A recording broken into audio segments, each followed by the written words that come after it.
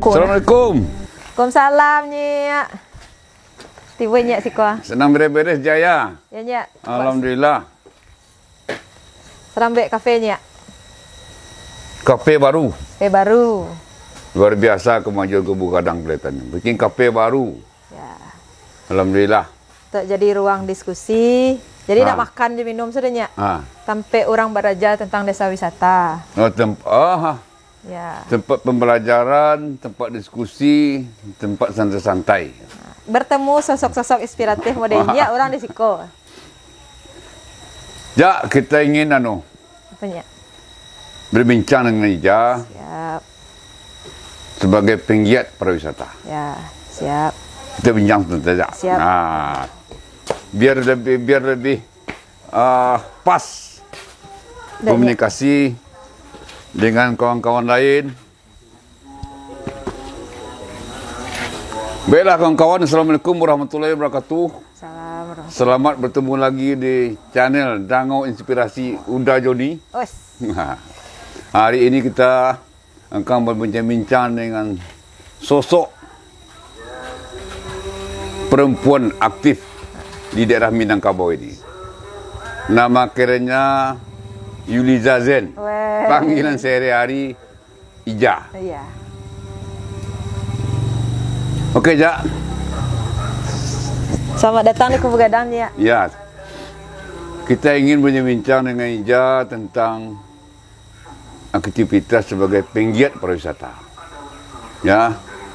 Yang sudah kelihatannya sudah malang melintang Sumatera Barat ini. Ya. Setiap ada acara penghargaan selalu mendapat penghargaan. Ya kan? Kebetulan kampungnya di sini. Beliau sebagai penggiat pariwisata dan tidak lupa juga membangun pariwisata di kampung sendiri. Desa atau Kelurahan Kubu Gadang. Kelurahannya Ekor Lubuk, ya. Kelurahan Ekor Lubuk, Kota Madia, Padang Panjang. Hanya sekitar berapa kilometer dari kantor wali kota ini? 5 kilometer lah dari kantor wali kota Padang Panjang. Baik, Ja, saya ingin kita ini semua orang ingin tahu semenjak kapan Ija ini sebagai aktif sebagai penggiat pariwisata? Ya. Semenjak kapan? Tahun berapa mulainya? Terima kasih banyak, Nyak. Jadi Ija sendiri merintis Kubu Gadang menjadi desa wisata itu sejak tahun 2014. Jadi memulai karir sebagai penggiat pariwisata di desa sendiri? Iya. Oke. Tamat kuliah. Tamat kuliah tahun? 2014. Jadi langsung. Umur? 21 tahun. Ini orang cerdas juga rupa. Umur 21 sudah sarjana. Sudah.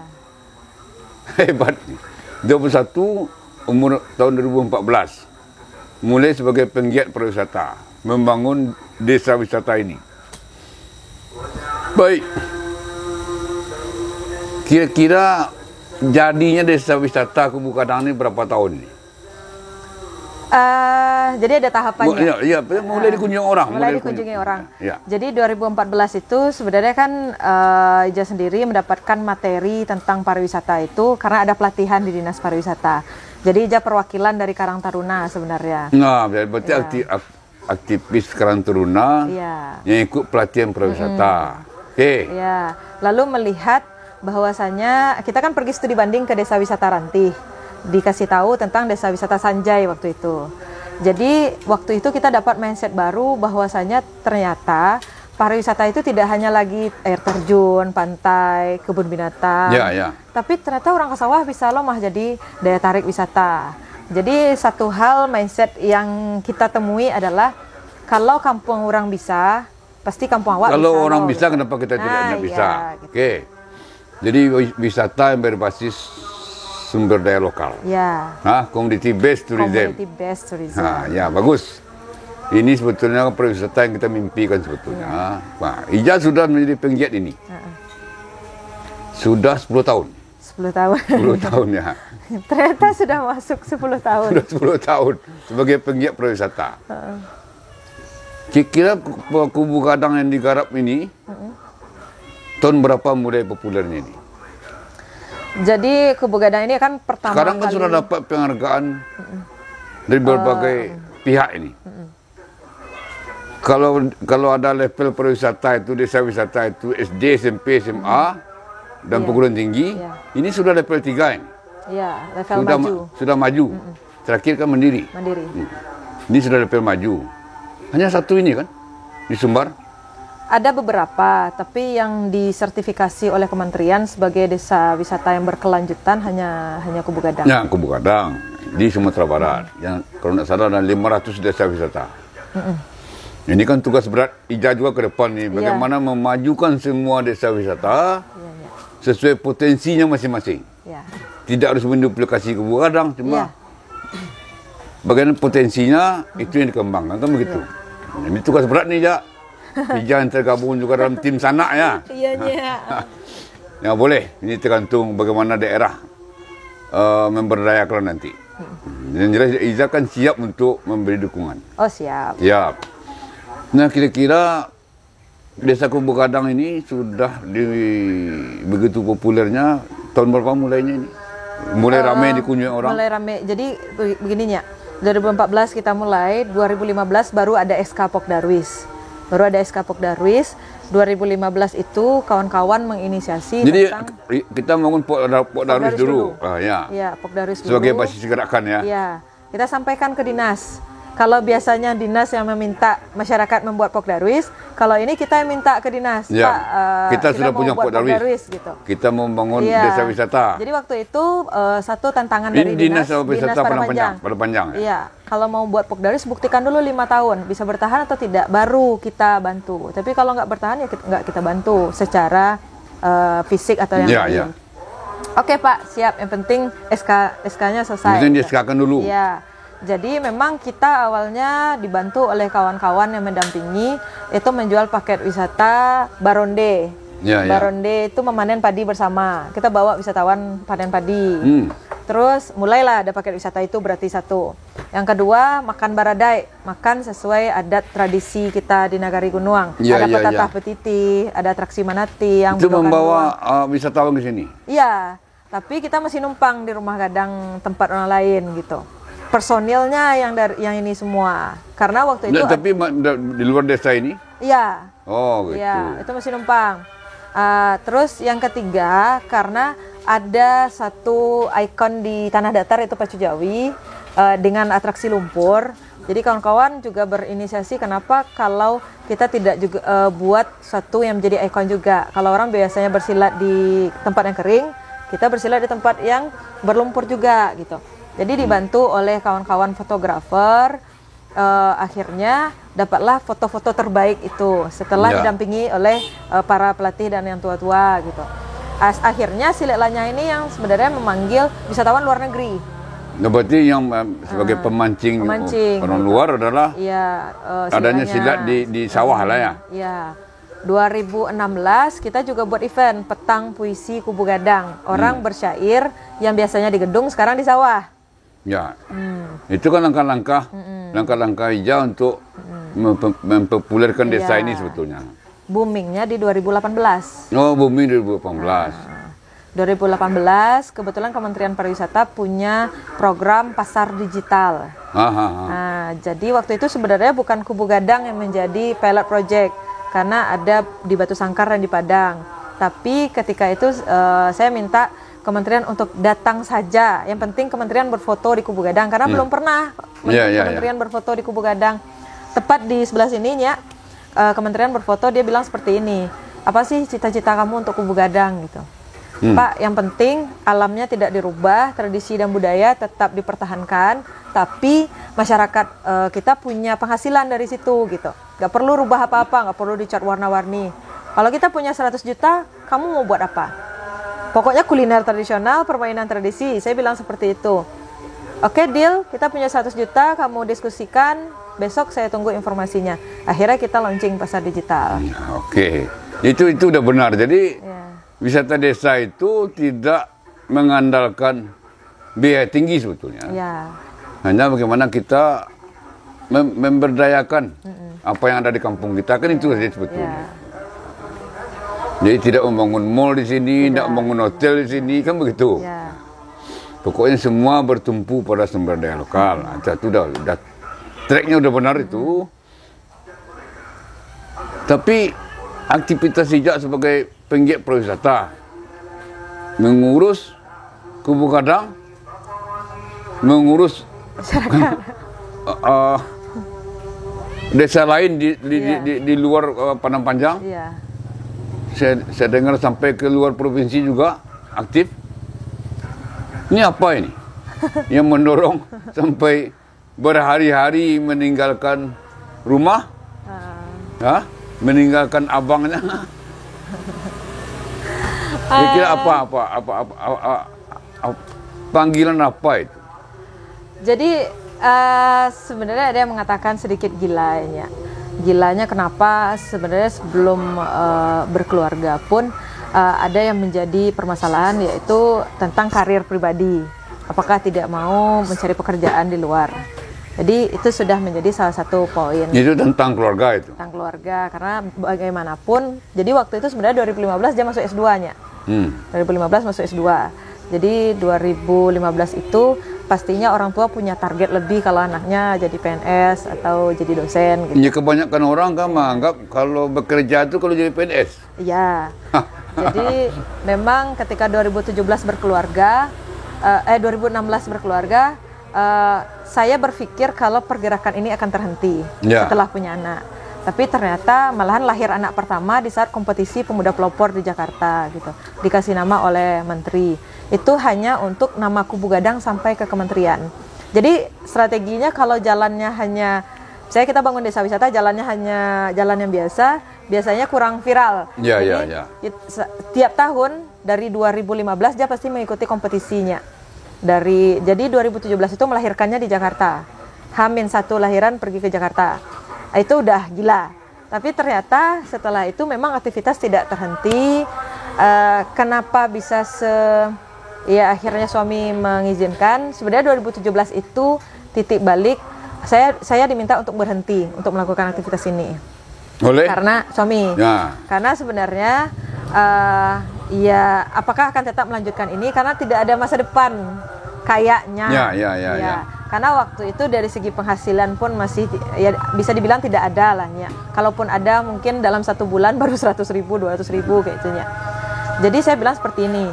Kalau gerakan atau saya pergi pemuda pelopor ini akhirnya memberikan perubahan ke Kubu Gadang, berarti izinkan saya lanjut. Tapi kalau ini tidak memberikan perubahan untuk Kubu Gadang, berarti saya akan berhenti. Setelah saya melahirkan di Jakartanya, itu ada perubahan. Apa? Kubu Gadang dikasih bantuan Kemenpora 100 juta. Dan nama Kubu Gadang akhirnya masuk ke ya pemberitaan dan segala macam. Dan bagaimanapun setelah Kementerian peduli, ya Pemda dan Pemprov akhirnya memberikan perhatian lebih juga kepada Kubu Gadang gitu. Dan akhirnya izin atau restu itu jadi berlanjut sampai sekarang. Dan jadi kata suksesnya, kata kuncinya adalah keberhasilan kita itu salah satunya oleh dukungan keluarga. Ya, kita itu kan berhasil, pertama kan niat. Yang kedua dukungan keluarga. Kalau dukungan keluarga tidak dapat, tidak ada itu. Yang ketiga dukungan kawan-kawan. Nah kalau 3 ini mungkin Hijak sudah dapat ini. Ya, niatnya sudah benar, dukungan keluarga dapat, dukungan kawan-kawan dapat. Alhamdulillah. Mudah-mudahan semakin cerah masa depannya ini. Amin. Jadi masa depan yang tidak ada itu ada rupanya. Iya. Sebenarnya ada pengaruh Pak Nof juga di situ. Membuktikan kalau masa depan itu kan ada, pengaruh orang luar. Iya. Kan itu yang saya katakan tadi, itu dukungan kawan-kawan namanya. Iya. Nah, dukungan kawan-kawan. Oke. Karena mungkin sedikit lagi nya. 2019 maju pasar digital tadi, 2020-nya hancur. Hancur semua karena Covid. Oh ya, di mana-mana kan tenggelam karena Covid itu. Tapi setelah itu baru Kubu Gadang jadi desa wisata terbaik Sumbar. Menggeliat lagi. Nah sekarang saya lihat ini bikin kafe baru. Ya. Saya kira ini dari mana sumber dana ini? Iya. Ya persoalan dalam membangun desa wisata ini kebanyakan orang terbentur dana. Sedikit-sedikit dana. Nah dari mana ini dananya? Titik balik sebenarnya membangun kafe ini adalah karena balik dari Anugerah Desa Wisata. Seperti yang Nyak ketahui, Kubu Gadang itu juara kategori Desa Wisata Maju. Ya, udah Tapi maju. untuk hadiah secara nominal itu sebenarnya pulang pokoknya. Ya. Terus kita rapat bersama di Balai Desa. Kayaknya kita memang tidak bisa mengandalkan orang lain dalam membantu kita. Maksudnya kalau ditunggu modal cair dari pemerintah atau dari mana, nggak ada gitu. Kalau kita hanya seperti ini terus, berarti kita nggak naik kelas. Karena kalau seperti ini kan udah 10 tahun. Jadi kita harus buat satu gebrakan baru. Apa itu? Karena 5 tahun yang lalu aja pernah ke Kafe Sawah Pujon Kidul, dan 2020 kembali lagi ke Pujon Kidul. Salah satu mimpi besarnya juga punya kafe sawah di mana orang bisa berdiskusi, orang bertemu dengan sosok itu kan manfaatnya studi banding. Ya. Gitu? Termotivasi. Tapi biaya nggak ada. Ya.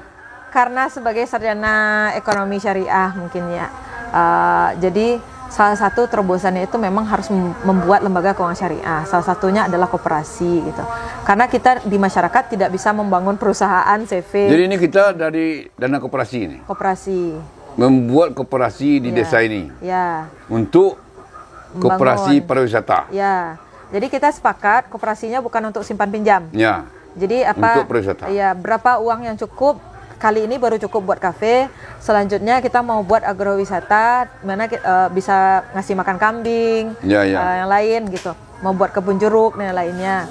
Dan ini tujuannya adalah sebelumnya kawan-kawan kan masih dapat income-nya itu freelance.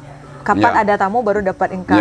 Berharap kawan-kawan juga punya masa depan income tetap di Kubu Gadang, sehingga real bahwa pemuda bisa membangun kampung dan masa depan itu benar-benar ada bersama gitu.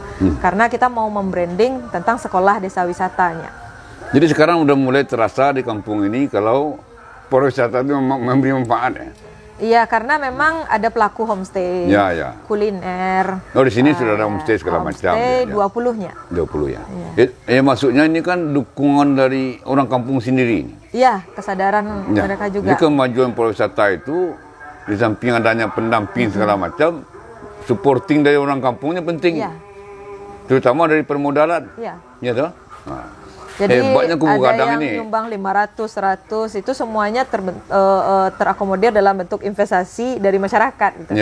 Jadi bagaimana? Kalau koperasi kan bukan dana sumbangan. Bukan. Iya, yang mengumpulkan uang 500, 1 juta itu investasi dari mereka dalam bentuk simpanan pokok, simpanan wajib, dana sukarela gitu. Sebenarnya bagaimana membuat masyarakat tidak hanya jadi penonton, tapi juga tuan rumah di kampungnya sendiri. Iyalah, dia pemiliknya. Iya. Dia menjadi pemilik. Jadi nan bisa po manolong dima itu kan filsafah Minangkabau juga. Siapa berbuat apa lah. Ya. Oke, itu kan tidak lepas dari semuanya itu dari penggiat-penggiatnya dan dukungan nenek mamaknya. Kalau di Minangkabau kan nenek mamak berperan sekali ini. Dan Kubu Gadang sangat berperan ini mamaknya. Oke, itu yang kita pengen diskusi ini dengan Ija panggilannya, kalau saya panggil Ija ini. Dan mudah-mudahan semua kawan-kawan di mana saja berada, kalau ingin mendalami bagaimana trik-triknya, silahkan hubungi beliau ini. Nanti nomor HP-nya saya tempatkan di sana. Dan kalau diundang, Ija bersedia nih? Siap. Oke. Beliau ini juga sudah tergabung dengan timnya, ada punya tim nih. Lengkap, tim Sanak namanya. Ini siap diundang kemana saja untuk membangun pariwisata desa. Oke kawan-kawan, terima kasih banyak. Wassalamualaikum warahmatullahi wabarakatuh. Waalaikumsalam warahmatullahi kasihnya. Mantap ini. Video kami kali ini, terima kasih sudah menonton. Jangan lupa untuk like, komen, dan subscribe untuk mengikuti perkembangan terbaru dari channel ini. Sampai jumpa di video selanjutnya.